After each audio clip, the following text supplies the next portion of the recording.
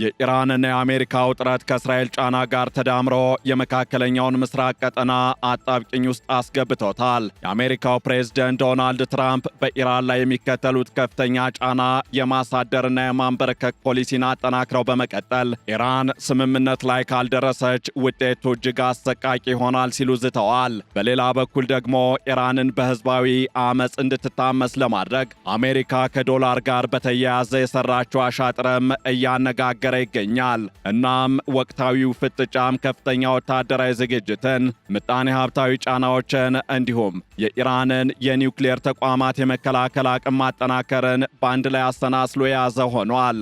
ዋሽንግተን በዲፕሎማሲያዊ መንገድ ስምምነት ላይ ለመድረስ ፍላጎት እንዳላት ብትገልጽም በተግባር ግን ተጨማሪ የአውሮፕላን ተሸካሚ መርከቦችን ወደ ቀጠናው በመላክና የኢራንን ምጣኔ ሀብት በዶላር እጥረት በማዳከም ስርዓቱን ለማንበርከክ እየጣረች ትገኛለች። ከዚህ ጋር በተያያዘም የአሜሪካው ፕሬዝደንት ዶናልድ ትራምፕ ሰሞኑን ተጨማሪ አውሮፕላን ተሸካሚ መርከብ ወደ መካከለኛው ምስራቅ ልንልክ እንችላለን ማለታቸው የሚታወስ ሲሆን አሁን ላይ ይህንኑ ቃላቸውን ወደ ተግባር በመቀየር በዓለም ላይ እጅግ ግዙፍና ዘመናዊ ነው የተባለውን ዩኤስኤስ ጀራልድ አር ፎርድ መርከብ ከነሙሉ የሰው ኃይሉና ትጥቁ ወደ መካከለኛው ምስራቅ እንዲንቀሳቀስ ትዕዛዝ ሰጥቷል ተብሏል። በሌላ በኩል ኢራን ከዚህ ቀደም የተሰነዘሩባትን ጥቃቶች እንደ ትምህርት በመውሰድ የኒውክሌር ተቋሞቿን ከምድር በታች ባሉ ዋሻዎች ውስጥ በጽኑ ምሽግ እያጠናከረች መሆኑ ታውቋል። በዕለቱ የኢትዮ ዴይሊ ዓለም አቀፍ ትንታኔያችንም አዲስ ኃይል እየጨመረ ያለውን የአሜሪካ ወታደራዊ እንቅስቃሴ፣ በኢራን ሕዝባዊ ተቃውሞ የቀሰቀሰውን የዶላር እጥረት ሚስጥር፣ የኢራንን ምሽግ ግንባታና ተያያዥ ጉዳዮችን ልንመለከት ወደድን። ዓለም አቀፍ የትንታኔ ዘገባ ዝግጅቱ ጋር ታሪኩ ጋሹ ነኝ።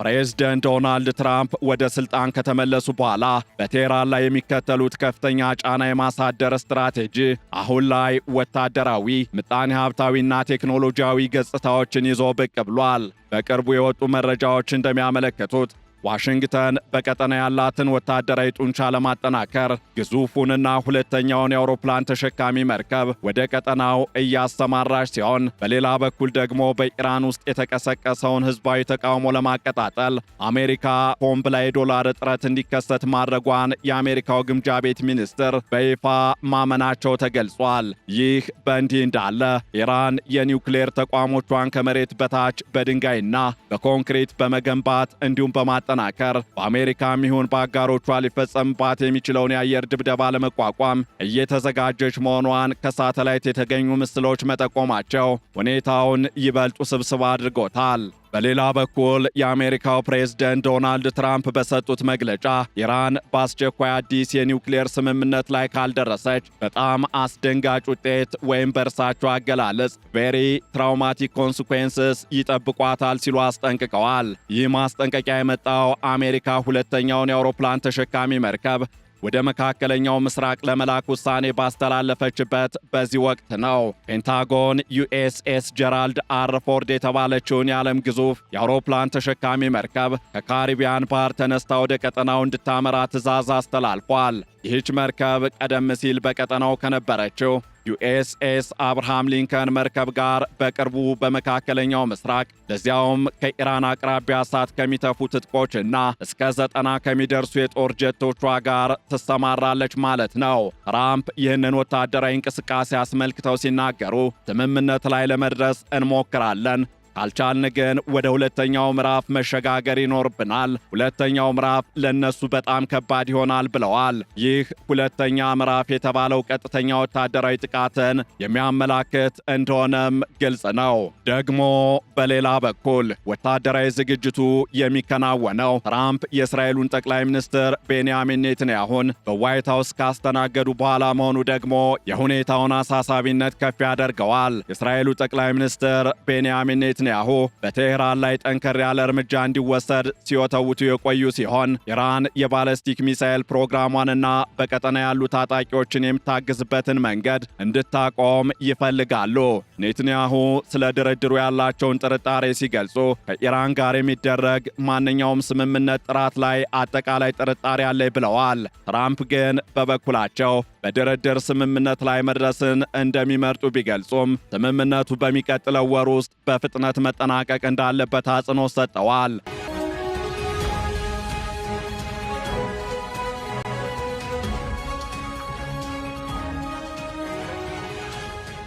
ወታደራዊ ዛቻው ጎን ለጎን ዋሽንግተን የኢራንን መንግስት ለማዳከም የተጠቀመችበት ሌላው ስልታዊ መሳሪያ የዶላር እጥረት መፍጠር መሆኑም እየተገለጸ ነው። የአሜሪካ የግምጃ ቤት ሚኒስትር ስኮት ቤሰንት በሰጡት አስደንጋጭ መረጃ ዋሽንግተን በኢራን ውስጥ የዶላር እጥረት እንዲከሰት በማድረግ የኢራንን ገንዘብ ወይም ሪያል ዋጋው እንዲወድቅና ህዝባዊ ተቃውሞ እንዲቀሰቀስ ማድረጓን አረጋግጠዋል። ቤሰንት ሲናገሩ በግምጃ ቤት በኩል ያደረግነው ነገር ቢኖር በአገሪቱ ውስጥ የዶላር እጥረት መፍጠር ነው። በዚህም ምክንያት የኢራን ገንዘብ በከፍተኛ ሁኔታ ወደቀ፣ የኑሮ ውድነት ከቁጥጥር ውጭ ሆነ።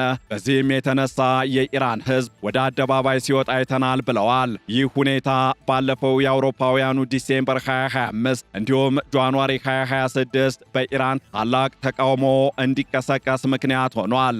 ይህ የዶላር እጥረት የተፈጠረው ኢራን ነዳጅ እንዳትሸጥ በማገድና ከዓለም አቀፍ የባንክ ስርዓት እንድትገለል በማድረግ ነው።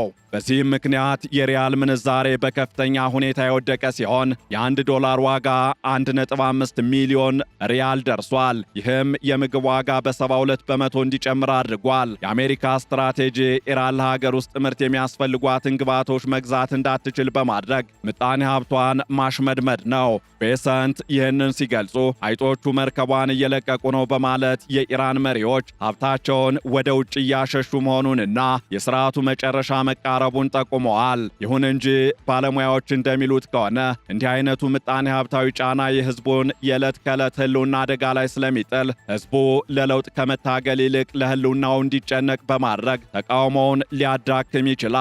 በሌላ በኩል ደግሞ ኢራን የአሜሪካንና የእስራኤልን የአየር ጥቃት በመፍራት የኒውክሌር ተቋሞቿን በጽኑ ምሽግ እያጠናከረች መሆኑ በሳተላይት ምስሎች ተረጋግጧል። ከዚህ ጋር በተያያዘም በፒካክስ ተራራ አቅራቢያ የሚገኘው የከርሰ ምድር ተቋም በሲሚንቶና በብረት ምሽጎች እየተጠናከረ ይገኛል። የሳተላይት ምስሎች እንደሚያሳዩት የዋሻ መግቢያዎች በከፍተኛ ሁኔታ እንዲጠነክሩ እየተደረገ ሲሆን ይህም የአየር ጥቃትን ለመቋቋም ታስቦ የተደረገ ነው። የኢንስቲትዩት ፎር ሳይንስ ኤንድ ኢንተርናሽናል ሴኪዩሪቲ ተንታኞች እንደሚሉት ከሆነ ደግሞ ኢራን ናታንዝ እንዲሁም ኢስፋሃን በተባሉ የኒውክሌር ጣቢያዎቿ ላይም ተመሳሳይ የመከላከያ ግንባታዎችን እያከናወነች ነው። እናም ኢራን እነዚህን ግንባታዎች የምታካሂደው ባለፈው ዓመት ሰኔ ወር ላይ በደረሰባት የአየር ጥቃት የተፈጠረውን ውድመት ለመጠገንና ወደፊት ሊሰነዘር የሚችለውን ጥቃት ለመከላከል ነው። ትራምፕ የሰኔ ወሩ ጥቃት የኢራንን የኒውክሌር አቅም አጥፍቶታል ቢሉም የሳተላይት መረጃዎች ግን ኢራን አሁንም ኢራን ዩራኒየም የማበልጸግ እውቀቱ እንዲሁም ቴክኖሎጂው እንዳላት ያሳያሉ። ከዚህ ባለፈም የጆርጅ ዋሽንግተን ዩኒቨርሲቲ ፕሮፌሰር ሲና አዞዲ ሲናገሩ የኢራን የኒውክሌር ፕሮግራም አልጠፋም፣ አንዴ እውቀቱ አቅሙና ቴክኖሎጂው ካለ ሁልጊዜም መልሰ መገንባት ትችላለህ ብለዋል። ይህ የኢራን ምሽግ ግንባታ አሜሪካና እስራኤል ወታደራዊ እርምጃ ለመውሰድ ያላቸውን አማራጭ የሚያጠብባቸው ሲሆን ሁኔታውን ይበልጥ ወደ ወታደራዊ ግጭት ሊገፋው ይችላል። በሌላ በኩል ደግሞ የዓለም አቀፉ የኒውክሌር ኤጀንሲ ዋና ዳይሬክተር ራፋኤል ግሮሲ አሁን ያለው ሁኔታ የዕድል መስኮት ቢሆንም ይህ መስኮት በማንኛውም ጊዜ ሊዘጋ እንደሚችል አስጠንቅቀዋል። ኢራን አሁንም የጦር መሳሪያ ለመስራት የሚያስችል ደረጃ ላይ የደረሰ 400 ኪሎ ግራም የሚመዝን የዳበረ ዩራኒየም በከርሰ ምድር ዋሻዎች ውስጥ እንዳላት ይታመናል። ይህ ደግሞ ለአሜሪካና ለእስራኤል ትልቅ ስጋት ነው። ፕሬዝደንት ትራምፕ ኢራን በሰኔ ወር 2025 የኒውክሌር ጦር መሳሪያ ለመታጠቅ 1 ወር ብቻ ቀርቷት ነበር ብለው ስለሚያምኑ አሁንም በዲፕሎማሲው ስምምነት ካልተደረሰ ወታደራዊ እርምጃ መውሰዳቸው የማይቀር ይመስላል። እናም የወደፊቱ ተስፋ ምን ሊሆን ይችላል የሚለው ጥያቄ አሁንም ምላሽ አልተገኘለትም። በአንድ በኩል ኦማን ውስጥ የሚካሄደው ቀጥተኛ ያልሆነ ድርድር ተስፋ ቢጣልበትም፣ በሌላ በኩል ያለው ወታደራዊ ዝግጅትና ምጣኔ ሀብታዊ ጦርነት ሁኔታውን አሻሚ ያደርገዋል። ኢራን የባለስቲክ ሚሳኤል ፕሮግራሟን ለድርድር የማይቀርብ የሀገር መከላከያ ጉዳይ መሆኑን ደጋግማ ገልጻለች። አሜሪካ ግን የኒውክሌር ፕሮግራሙን ብቻ ሳይሆን የሚሳኤል ፕሮግራሙንና ቀጠናዊ ተጽዕኖዋን እንድታቆም ትፈልጋለች። ይህ የፍላጎት መጋጨት ወደፊት ለሚደረጉ ድርድሮች ትልቅ እንቅፋት ሆኖ ተጋርጧል።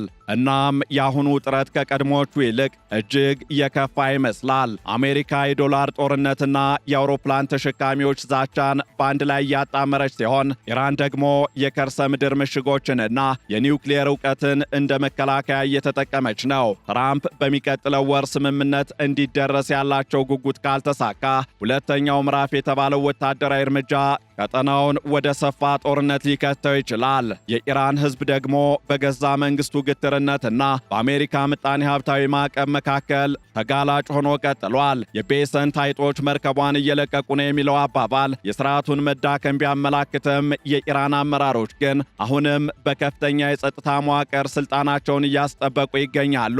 በመሆኑም በሚቀጥሉት ሳምንታት የሚከናወኑ የዲፕሎማሲ እንቅስቃሴዎችና የአሜሪካ ጦር መርከቦች ወደ ስፍራው መድረስ የቀጠናውን ዕጣ ፈንታ ይወስናሉ። ኢራን ምሽጎቿን ማጠናከሯን ከቀጠለችና አሜሪካ በምጣኔ ሀብቱ ላይ ያላትን ጫና ካላላላች በስተቀር ግጭቱ የማይቀር ሊሆን ይችላል። እናም የዓለም አቀፉ ማህበረሰብ ስጋትም የዚሁ የሁለቱ ኃይሎች ፍጥጫ ወደማይመለሱበት የጦርነት አዙሪት ውስጥ እንዳይገቡ ነው።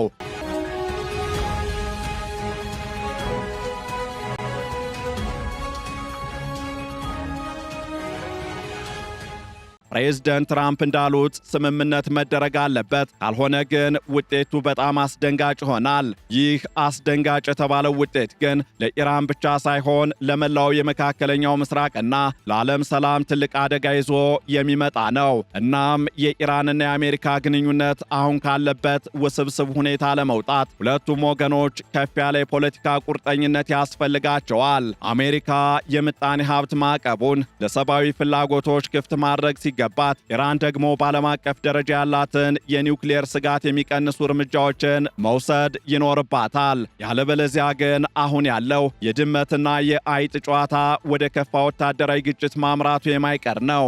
ታዲያ አሁን ያለው ጥያቄ ትራምፕ በምጣኔ ሀብትና ወታደራዊ ጫና ኢራንን ወደ ድርድር ጠረጴዛ አምጥተው የፈለጉትን ስምምነት ያገኛሉ ወይስ ኢራን በምሽጎቿ ተከልላና በሕዝቧ ስቃይ ተገፋፍታ ወደ ኒውክሌር ጦር መሳሪያ ባለቤት ትሸጋገራለች ወይ የሚለው ነው። ኔትንያሁ በበኩላቸው በድርድሩ ጥራት ላይ ጥርጣሬ እንዳላቸው መግለጻቸው አሜሪካና እስራኤል በኢራን ጉዳይ ላይ ያላቸው ልዩነት አሁንም እንዳልተቀረፈ ያሳያል። ሁኔታው እጅግ ተለዋዋጭና በማንኛውም ሰዓት ወደ ግጭት ሊያመራ የሚችል ቢሆንም ዲፕሎማሲው የመጨረሻውን ሙከራ እያደረገ ይገኛል። ኢራን በበኩሏ የሳተላይት ኢንተርኔት ወይም ስታርሊንክ ወደ ሀገር ውስጥ በድብቅ መግባቱንና አሜሪካ ህዝባዊ ተቃውሞውን ለመርዳት የምታደርገውን ጥረት እንደ ሴራ ትመለከተዋለች። $1 1.5 ሚሊዮን ሪያል የደረሰበት በታህሳስ ወር የተከሰተው የሪያል ምንዛሬ ውድቀት የሀገሪቱን ኢኮኖሚ ክፉኛ የጎዳው ቢሆንም የመንግስት የጸጥታ እርምጃዎች ተቃውሞውን ለማዳፈን ችለዋል።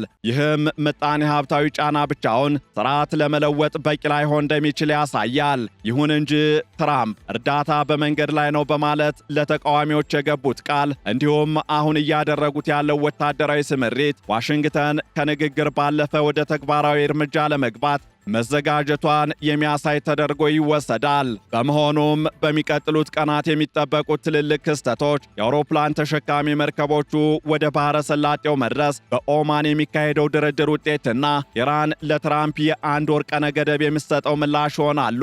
ዓለም በአሁኑ ወቅት በመካከለኛው ምስራቅ ላይ ትኩረቷን አድርጋለች። ምክንያቱም እዚህ የሚፈጠረው ማንኛውም ለውጥ ዓለም አቀፍ የነዳጅ ገበያን፣ የደህንነት ሁኔታንና የጂኦፖለቲካ ሚዛንን በእጅጉ የመቀየር አቅም ስላለው ነው። ይህንን ዓለም አቀፍ ትንታኔ ስናዘጋጅ አልጀዚራ፣ ቢቢሲና ኤፒ ኒውስን በዋቢነት ተጠቅመናል።